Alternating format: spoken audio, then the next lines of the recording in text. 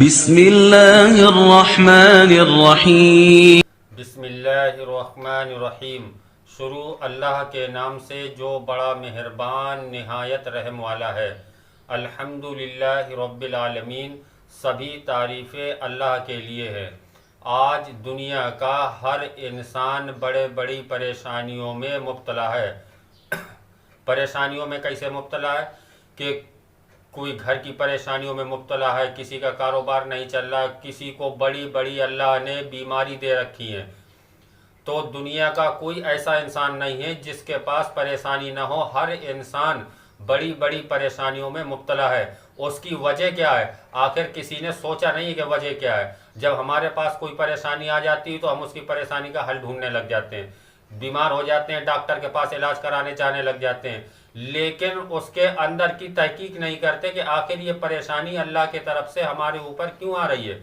اس کی وجہ یہ ہے کہ ہم نے نبی پاک صلی اللہ علیہ وسلم کا طریقہ چھوڑ رکھا ہے گا، بھول گئے ہیں ان کے طریقے کو۔ ہمارے نبی کا طریقہ کیا ہے؟ تو اللہ نے قرآن کریم میں فرمایا کہ جس نے ہمارے نبی کا طریقہ اپنا لیا اس کی دنیا میں پریشانیاں ختم ہو جاتی ہیں اور آخرت میں بھی پریشانی ختم ہو جاتی ہے۔ تو ہم کو چاہیے کہ ہمیں اپنے نبی پاک صلی اللہ علیہ وسلم کا طریقہ اپنانا ہے کہ ہمارے نبی پاک صلی اللہ علیہ وسلم جب سوتے تھے تو ان کا طریقہ کیا تھا کہ وہ 3 بار بستر کو جھاڑ کر سویا کرتے تھے۔ اس سے فائدہ انسان کو کیا ہوتا ہے کہ کوئی کیڑا مکوڑا وغیرہ ہوتا ہے تو وہ بستر میں دور ہو جاتا ہے، ہم کو کاٹتا نہیں، تو وہ پریشانی ہماری حل ہو جاتی ہے۔ ہمارے نبی پاک صلی اللہ علیہ وسلم نے بتلایا کھانا کھانے کا طریقہ کہ دونوں ہاتھوں کو دھو کر کے بیٹھو، اگر اس میں کوئی کیڑا مکوڑا کچھ بھی ہوگا، جراثیم ہوں گے، سب ہٹ جائیں گے تو اس سے بیماری نہیں آئے گی۔ اور صبح سو کر کے اٹھو تو اللہ کا شکر ادا کرو کہ اللہ تو نے ہمیں سلایا اور پھر ہم کو جگا دیا۔ تو جس نے بھی ہمارے نبی پاک صلی اللہ علیہ وسلم کا طریقے کو اپنایا ہے اس کی دنیا میں بھی پریشانی ختم ہو جاتی ہے اور اس کی پریشانی آخرت میں بھی ختم ہو جاتی ہے۔ تو ہم کو ہر مسلمان کو چاہیے کہ ہمیں ہمارے نبی پاک صلی اللہ علیہ وسلم کا ایک ایک طریقہ بتلایا ہوا جو ہے اس کو ہمیں اپنانا ہے، کیونکہ ہمارے نبی نے جو دین کو لانے کے لیے محنت کری وہ بہت محنت کری ہے۔ اور دنیا کا کوئی بھی انسان اتنی محنت نہیں کر سکتا ہے جتنی محنت انہوں نے کری۔ کس کے لیے کری ہے؟ وہ صرف ہمارے لیے محنت کری ہے، اپنی امت کے لیے کری ہے۔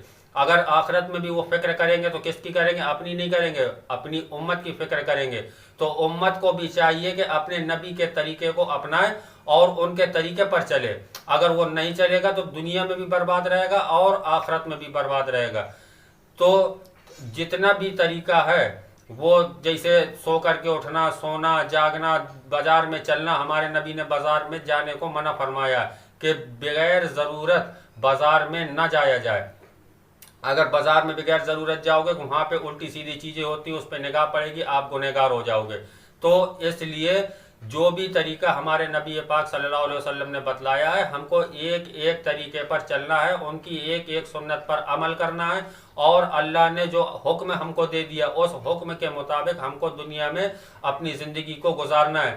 تو اللہ تبارک و تعالی ہم سب مسلمانوں کو اللہ کے حکم اور نبی پاک صلی اللہ علیہ وسلم کی ایک ایک سنت پر عمل کرنے کی توفیق عطا فرمائے۔